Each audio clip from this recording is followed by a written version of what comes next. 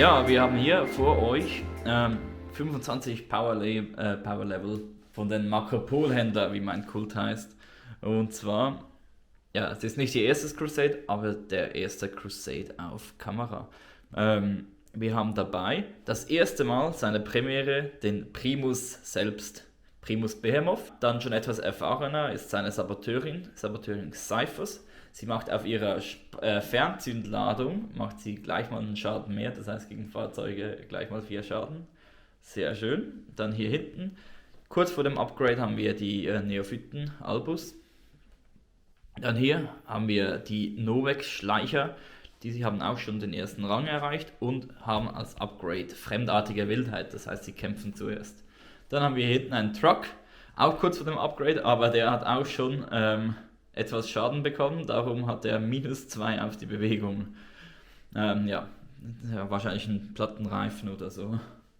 Dann hier die Kairos-Schleicher, auch relativ frisch dabei. Und dann haben wir hier noch den Biker-Trupp Ventus, genau mit dem Sergeant Randall hier vorne. Ja, das sind meine 25 Power Level Genestealer Kult und wir spielen, wir sind die Makropol-Händler, das heißt wir spielen den Makropol-Kult. Das heißt Rennen und Actions machen und schießen, zurückfallen und schießen, alles was gut ist. Ja, schauen wir mal, was die Orks dabei haben. So, wir sind hier bei den Orks. Genau, da haben wir zuerst einmal Ragnark God Krompa. Er ist schon richtig weit aufgestiegen, er hat schon 30 XP-Punkte. Darum hat er auch das Upgrade Brutal but Cunning und die Killerklaue. Nicht schlecht. Weiter hat er eine Wunde und weil er mein Boss ist, hat er noch zusätzlich eine Wunde und eine Stärke bekommen. Also richtig tanky Genau. und killy.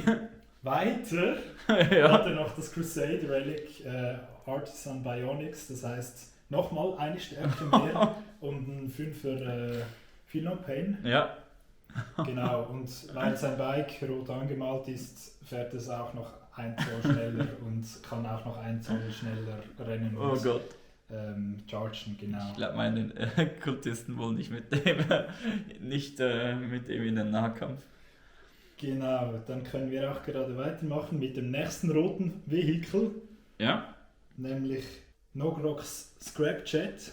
Mhm. Auch er ist aufgestiegen und weil er natürlich rot ist, Ja. fährt er auch schneller. Hat Nicht so, der hat halt keine Reifen hinten, darum hat er auch keinen Platten, oder? Ja, da hat der Truck auch Raupen anstatt. Genau, darum fährt er noch 2 Zoll mehr und auch noch 1 Zoll auf Rennen und Chargen. Sehr geil. Genau, dann Oh, hier nochmal etwas Schnelles. nochmal etwas Schnelles, nämlich Watsbats Flylets. Mit Watsbat höchstpersönlich und seinem kleinen Mit Grotz. einem Gott. Geil. Ja, die sind noch nicht so lange dabei. Mhm. Die brauchen noch ein bisschen, bis sie aufsteigen. Weiter haben wir dann auch noch Burkhards Sneaky Gits. Kommandos. Kommandos, die sind jetzt neu dabei und die schleichen hier ein bisschen über das Feld und versuchen ein paar Schauen wir, Genestealers zu finden. wer besser schleichen kann. Genau. Und dann hier Und zu dann guter hier- Letzt. Zu guter Letzt haben wir noch 10 Boys mit Agrat und seine Let's. Und die sind auch schon aufgestiegen und haben Headhunter bekommen, also +1 auf. Ja, die wollen den Primus da rausnehmen. Genau, +1 auf zum Wunden und +1 zum Treffen. Okay, sehr cool. Gegen Charaktere natürlich. Dann stellen wir mal auf und kommen nachher mit der Mission zurück. Ja, wir haben aufgestellt und so gegen Genestealer. Weißt du schon, wo alles ist? Dort sind die Bikes. Hier sind 2 Lips, dort ist ein Lip. Und noch 10 Typen sind noch in Reserve. Für den Deep Strike. Ja, keine Ahnung. Also er weiß schon fast alles, weil wir haben die Bikes aufgestellt und eine Menge Blips. Genau. Wir spielen die Mission Regroup, das heißt, wir haben richtig lustige Aufstellungszonen. Zwar hier eine, da eine und für die Orks gibt es dort eine und hier eine. Und die Mission ist eigentlich ganz einfach. Man kriegt 10 Punkte, wenn man am Ende seines Zugs hier wholly within 6 Zoll zur Mitte ist. Also gibt es hier so einen Regroup, einen Kreis, in dem man sich neu gruppieren muss. Und es gibt 10 Punkte, wenn man eine Einheit tötet, die in diesem Kreis ist. Also ganz einfach. Genau, wir haben hier den schrecklichen Warboss mit Stormboys, Commandos, die etwas nach vorne gegangen sind, und dann hier hinten der Scrapchat und 5 Boys. Und eben wie schon gesagt, bei mir ist alles versteckt und 10 Neophyten sind noch underground, die haben sich verbuddelt und kommen dann hoch und verschießen hoffentlich ein paar Boys oder so. Ja, ich würde sagen, kommen wir zum Roll-Off. Wer kommt schneller zur Mitte? Ich habe eine 4 und die Orks haben eine 2. Gut, ja, die Genestealer versuchen also ab in die Mitte zu kommen, sich neu zu gruppieren und hoffentlich diesen bösartigen Horden der Orks, die ziemlich der Tisch ist fast umgefallen, die ziemlich blutrünstig aussehen, zu widerstehen. Mal schauen, ob das funktioniert oder ob die Orks schnell und brutal genug sind und die Genestealer vom Feld fegen. Ja, wir kommen nach der Runde 1 zurück. Wir sind an einem wichtigen Punkt angekommen. Hier haben wir nämlich die Saboteurin Cyphos, die gern in diesem Megatrack Scrapchat schießen möchte mit ihrer Waffe, die 4 Schaden jetzt macht. Also, was gibt's? Das sind 4 Schüsse. Trifft auf die 2. Ja, lass mir mal so. Und verwundet auf die 3. Ja, darum haben wir noch nicht CP rerollt. Es gibt einen CP reroll. Da, 2 Wunden, minus 3, 4 Schaden. Gut, das heißt, er hat noch ein Leben. Nein! Ja, aber die Sprengladung war gut platziert und den haben wir mal schön unten den Rumpf weggebombt oder irgendetwas. Gut, und ja, dann machen wir weiter und kommen am Ende der Schussphase wieder zurück. Wir sind am Ende des ersten Zugs der Genestealer angekommen. Und zwar haben wir es noch geschafft.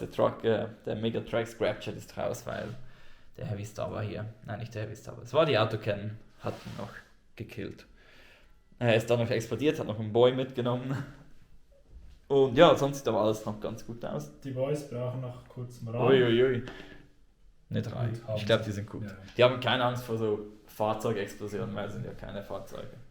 Habe ich gehört. Ja, und die sind auch ein bisschen nach vorne, ganz sorgfältig, weil wir wollen ja noch nicht zu viel wagen. Gegen die Boys kommt das dann nicht gut. Aber ja, gehen wir mal zu den Boys und schauen mal, was sie im Gegenschlag anrichten.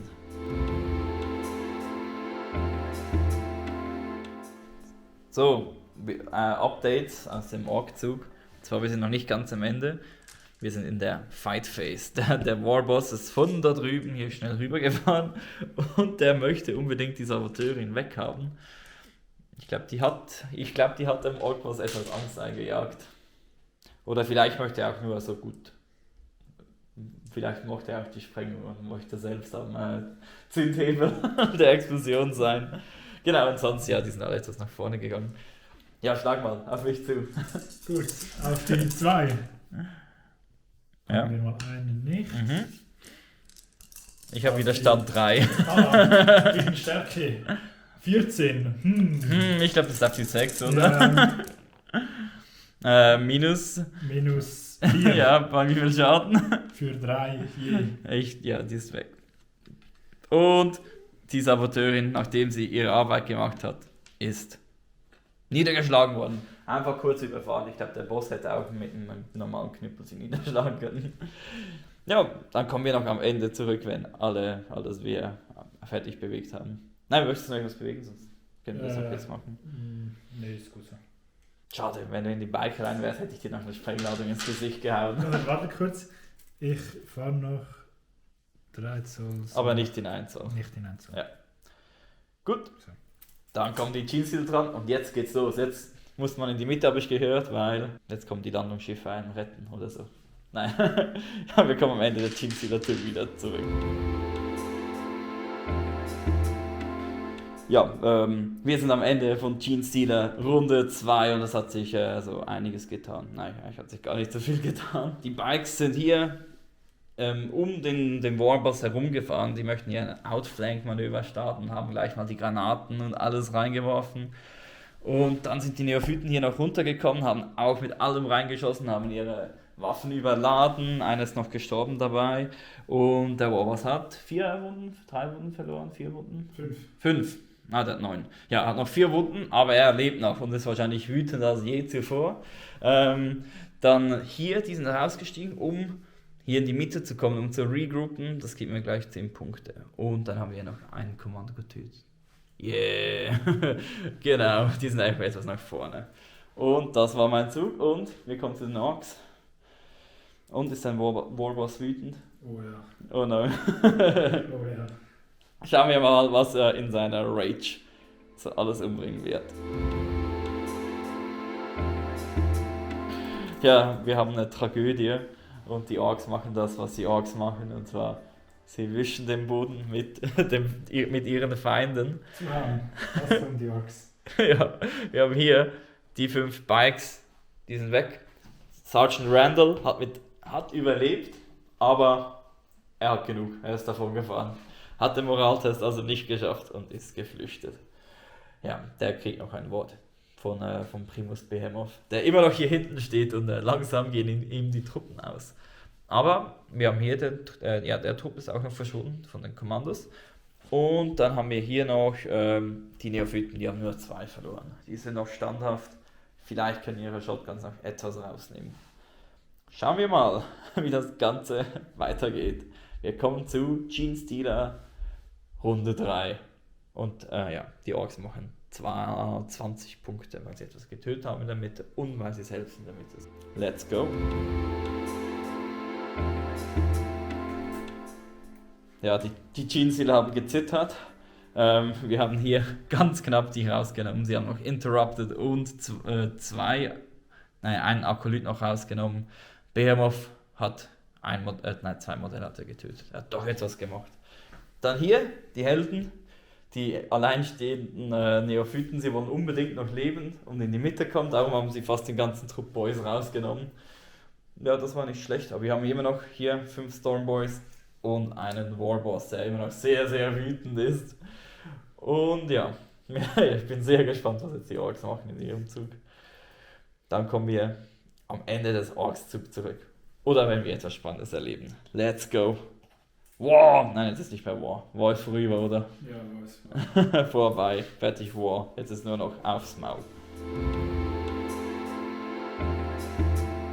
Wir haben Probleme. Also nicht die Orks, nämlich sondern die Genestealer. Aber mit dem Der Ork ist der Warboss. Wie heißt er nochmal? Ragnar Godkrumpa. Ragnar Godkrumpa hat einfach mal kurz einen Truck mitgenommen. Dann hier drüben, die Akolyten sind raus. Behemoth steht umzingelt von den Orks. Was wird er machen? Kann er sich irgendwie noch ein bisschen retten? Wir werden sehen.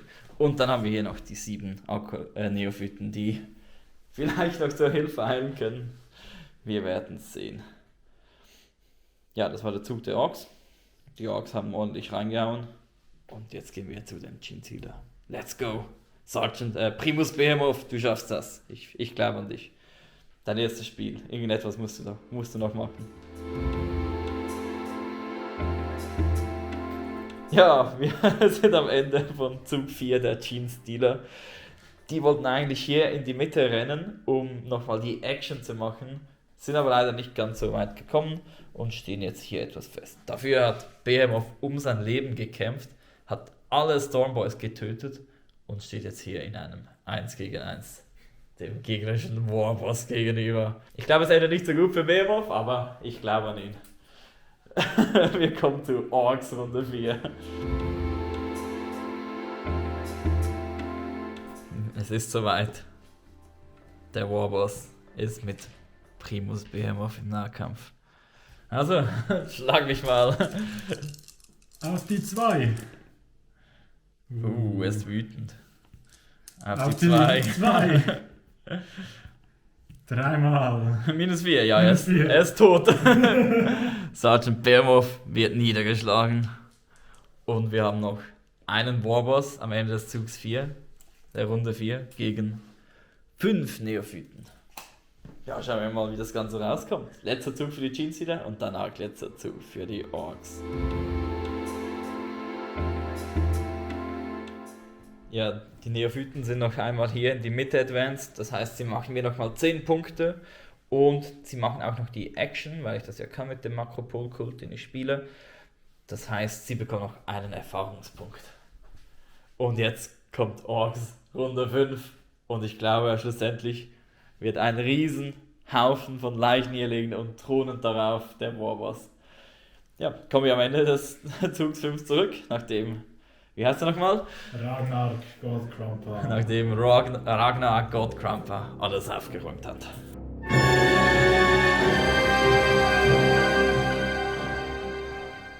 Ihr seht hier, wir sind am Ende der Schlacht angekommen und triumphieren in seinen Klauen hatte noch die letzten Genestealer Sergeant Albus. Den Trupp hat er rausgenommen. Und so sieht das Schlachtfeld aus. Nur noch ein Ork mit 4 Wunden hat das Spiel überstanden. Und ja, somit gewinnen auch die Orks mit 20 Punkte Vorsprung gegenüber den Genestealer. Ja, und jetzt kommen wir nachher zu den Units Upgrades und so weiter. Und wir schauen mal, was hier so alles passiert ist.